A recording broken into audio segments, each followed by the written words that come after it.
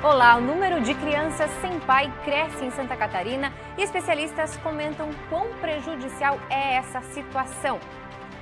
Celesc revitaliza usina elétrica de 1910 que deve voltar a operar.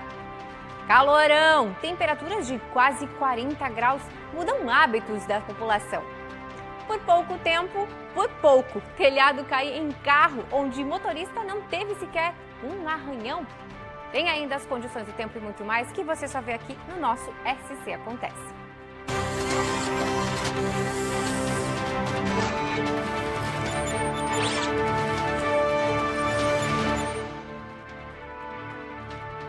Olá, muito boa tarde para você. O SC Acontece de hoje começa com uma discussão importante sobre os direitos das crianças brasileiras. No ano passado, mais de 170 mil crianças nasceram sem o nome do pai no documento. Aqui em Santa Catarina, os números também chamam a atenção. Uma ausência que retrata uma desestruturação social. Ter o nome dos pais na certidão de nascimento é um direito de toda criança e adolescente. Mas nos últimos anos, Santa Catarina tem registrado cada vez mais crianças sem a paternidade reconhecida. Entre 2023 e 2022, tivemos um acréscimo de pais ausentes nos registros em Santa Catarina. Porém, esse acréscimo foi muito baixo, mas tratando-se de criança, qualquer aumento ele assusta. Então, é o que prejudica a criança e o que deve ser evitado. Somente no ano passado, 4.695 crianças catarinenses foram registradas sem o nome do pai em suas certidões de nascimento. Nos últimos 3 anos, já foram mais de 13 mil certidões ausentes de paternidade, ou seja, feitas apenas em nome da mãe, mas com indicação do nome do suposto pai, para que a Justiça realize o reconhecimento.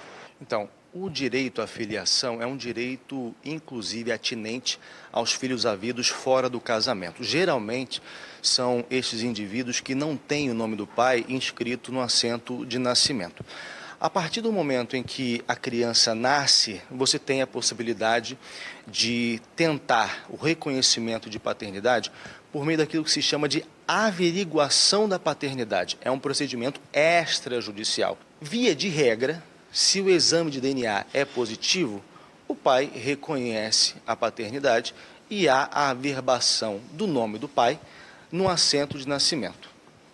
Nos casos em que o pai não reconhece a paternidade ou até mesmo se recusa a realizar o exame de DNA, abre-se então a possibilidade do ajuizamento da chamada ação de investigação de paternidade. Aqui sim, já estamos tratando de uma ação judicial regida pela Lei 8.560 de 1992. O reconhecimento da paternidade pode ser feito em qualquer momento da vida, inclusive após a morte do pai.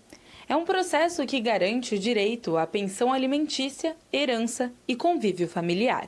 A partir do momento em que há a averbação do nome do pai no assento de nascimento da criança, aquela criança passa a ter direito ao convívio familiar, previsto no artigo 227 da Constituição Federal. O pai passa a ter sobre ele também os deveres paternais, descritos no artigo 229 da Constituição Federal, assistir, criar e educar, e, consequentemente, a criança passa a ter direito a alimentos, passa a ter direito à herança e, mais do que isso, a criança vai ter a sua honra preservada. A ausência paterna ultrapassa as linhas da certidão de nascimento e dos direitos materiais. Causam impactos e traumas no desenvolvimento emocional da criança e podem durar uma vida toda. Essa interação pai-filho é um dos fatores decisivos para o desenvolvimento cognitivo e social da criança. Então, o pai, ele transmite uma segurança para a criança. Esse pai facilita essa relação pai-filho, facilita o aprendizado da criança. Tem pesquisas que mostram que crianças que têm o pai ausente, elas têm a tendência de repetir os anos escolares, de apresentar comportamentos agressivos, né? Então, isso tudo vai gerando uma frustração muito grande na criança.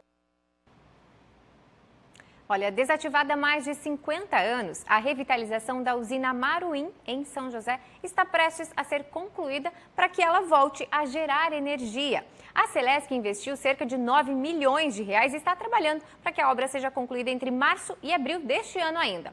As tubulações e as turbinas já estão posicionadas e aguardam a chegada dos geradores para o término das montagens. A estrutura do telhado foi completamente restaurada, mantendo inclusive as características originais da edificação, que foi tombada como patrimônio histórico. Quando foi inaugurada em 1910, a usina Maruim atendia à iluminação das ruas e dos principais prédios públicos de Florianópolis, além das cidades de São José e Biguaçu. Agora, com a reativação, a usina vai voltar a gerar energia suficiente para atender a cerca de 2.000 unidades consumidoras. Bacana, hein? E aí, pessoal, vocês estão sabendo que o novo PAC do governo federal, o maior programa de investimentos do país, já chegou a Santa Catarina? E que ele vai melhorar a sua vida, a do seu vizinho, a do seu filho e a economia da sua cidade? Pois é, o novo PAC garante emprego e desenvolvimento para o nosso estado. Mas aí você me pergunta como? E eu te respondo na hora. Com a duplicação das rodovias BR-470 e BR-280, o novo PAC chega ampliando a mobilidade e a eficiência das estradas. Mas não para por aí. Tem ainda o aumento da capacidade e segurança da BR-282, que vai do trecho Chapecó a São Miguel do Oeste. E calma, que tem mais benefícios. Aqui o coração catarinense vai bater ainda melhor com a nova sede do Instituto de Cardiologia, além de milhares de moradias do Minha Casa Minha Vida e internet em 5.196 escolas. Quer saber mais do que o novo PAC está realizando no Brasil e em Santa Catarina? Acesse o site gov.br/novo PAC. Lá tem tudo o que você precisa saber. O novo PAC é o Brasil no rumo certo. Brasil, União e Reconstrução, Governo Federal. Intervalo rapidinho e na volta a gente fala do tempo. Será que esse calorão continua? Não sai daí.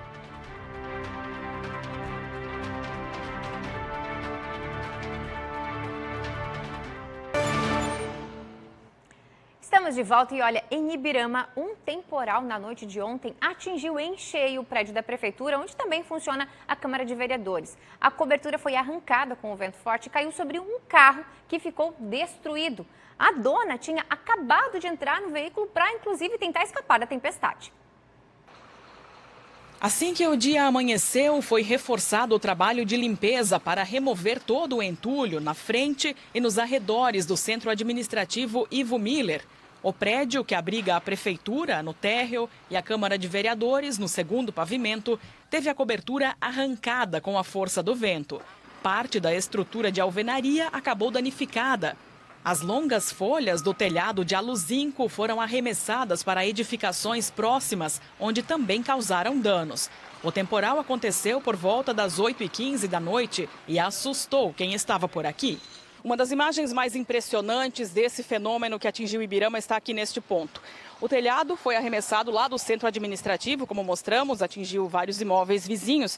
E olha só, atingiu também em cheio esse veículo aqui, onde uma comerciante tinha acabado de entrar. A Claudineia tinha encerrado o expediente na loja de móveis assim que o temporal começou e queria voltar para casa para ver o filho, mas não deu tempo de sair com o carro. Eu falei para o meu sócio, eu disse, pega tudo. Eu peguei minhas coisas e saí correndo pelaquela porta e ele foi fechando. Se eu não vou demorar, vou ligar o carro e vou te pegar na porta da frente.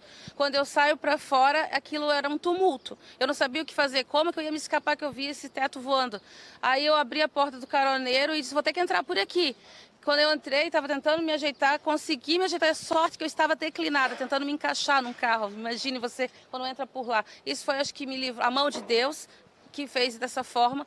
E eu liguei o carro. Quando eu liguei o carro, aquilo caiu sobre a minha cabeça. Eu só senti o impacto.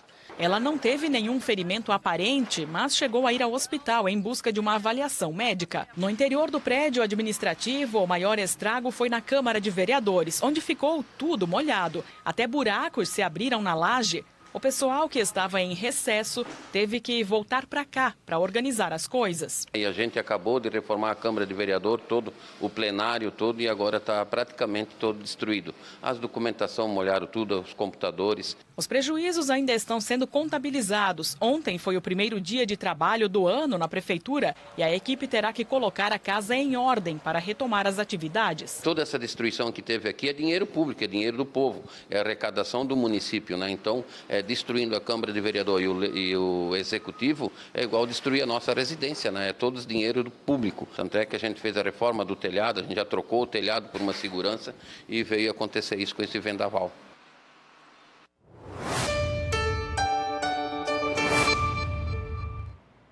E esses temporais que atingiram o Vale e outras regiões ainda podem cair novamente hoje em algumas cidades. Mas a terça já está sendo daquelas, né? Com um sol para cada um. O dia vai ser de muito calor em todo o estado, com temperaturas máximas ainda acima dos 30 graus, como a gente mostra aqui no mapa, beirando aí os 37, 38 graus. Em algumas cidades, os termômetros podem se aproximar lá dos 40 novamente e o índice de calor deve passar disso e dá a impressão de estar muito mais quente. Uma combinação para essas pancadas de chuva que acontecem no fim do dia.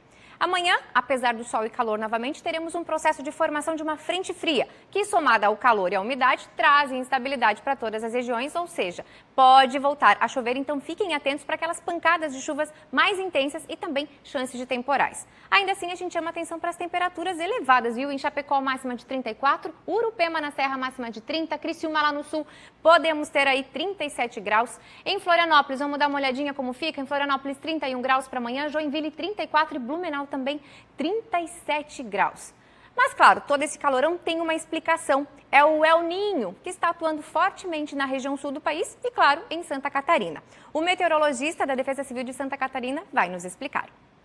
Segundo a previsão climática, ela indica que o fenômeno El Niño ele deve seguir atuante e influenciando a região sul do Brasil ao longo de todo esse verão e o impacto ele continua sendo sentido por nós aqui em Santa Catarina. Então, ao longo de janeiro, fevereiro e março, nós devemos ter um período em que as chuvas elas devem ficar dentro e até um pouco abaixo da média, dependendo da região que nós olhamos aqui para o nosso estado. E aí, chegando em fevereiro e março, com chuvas dentro e até acima da média em algumas áreas aqui de Santa Catarina. Já com relação às temperaturas, como o fenômeno El Niño ele também impacta nas temperaturas aqui no nosso estado, nós devemos ter temperaturas acima da média para todo o trimestre. Então, principalmente nas regiões em que a gente já tem temperaturas elevadas durante o período de verão, nós seguimos com um trimestre bastante aquecido. Pois é, o sol está realmente justificando a estação mais quente do ano, né? Ontem à tarde foi marcada, inclusive, por altas temperaturas em todo o estado. O destaque foi para Gravatal, Criciúma e Uruçanga, onde as estações da Epagre registraram aí 39,8 graus. Em Xereder, no norte, fez 38,3 graus Celsius. Sobre esse calorão, a gente vai ao vivo com a Gabriela Mariotto falar com ela. Tá ventando bastante aí, Gabi, mas eu quero saber, apesar desse vento, a sensação aí é de bastante calor. Como é que tá esse tempo aí fora? Porque tem bastante sol, né? Sim, Grazi, tem realmente um sol para cada um, como você disse, está bastante quente, esse ventinho está ajudando a dar uma quebrada nesse calor, tanto que aqui na Beira-Mar Continental, que é um lugar que a gente sabe que bastante gente vem se exercitar, inclusive nesse horário do dia, tem poucas pessoas passando aqui, algumas poucas pessoas caminhando, andando de bicicleta, mas realmente é muito pouca gente, porque a gente está acostumado a ver por aqui. E a gente sabe que com todo esse sol a gente precisa tomar alguns cuidados, né? Principalmente no calor, então usar o protetor solar, roupas leves, óculos de sol, chapéu, tudo isso para ajudar a gente a se proteger dos raios solares. Mas uma coisa que muita gente deixa de lado é a alimentação.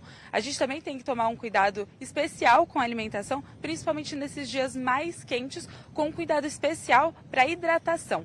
Por isso a gente está aqui com a nutricionista, a Priscila. Pri, o que a gente deve comer então num dia quente como hoje? Muito boa tarde. Boa tarde. Então, em dias quentes como o de hoje, a gente deve preferir assim as frutas, né, frutas da estação, como melancia, melão, comer carnes mais magras, como carne de ave, de peixe, carnes vermelhas mais magras também, os cortes mais magros, cereais integrais, tomar bastante água, né? Outra alternativa para a água também, que para ter mais sabor, pode ser um suco de frutas, de morango, de melancia. Para quem gosta de água com gás, né, uma alternativa para quem é viciado em refrigerante, dá para misturar com alguns sucos, toda essa questão assim, tudo para melhorar essa hidratação, né? Água de coco também é uma alternativa também. E o que a gente pode evitar, né? Coisas mais gordurosas, comidas mais pesadas? Sim, evitar bastante essas comidas gordurosas, a questão de alimentação na praia, né? Alimentação fora, ver a questão da higienização, porque com essa onda de virose, tudo isso influencia, né? Então, a bebida alcoólica também, ela tem efeito diurético, então é bom diminuir ao máximo. Então, toda essa questão de cuidado seria importante nesse calorão que está fazendo, né? Perfeito, Pri, é ótimo. Então, realmente tomar esse cuidado agora, principalmente hoje, né, que as temperaturas dos termômetros vão continuar bem altas, então beber bastante água, comer comidas mais leves para se manter bem durante todo esse dia quente. Grazi. Muito bem, obrigada, Gabriela. Olha só que cenas lindas que a gente tem lá da Beira-Mar Continental, em Florianópolis, na nossa capital. E assim a gente encerra o S Acontece de hoje. Amanhã, ao 12h45, estamos de volta. Até lá!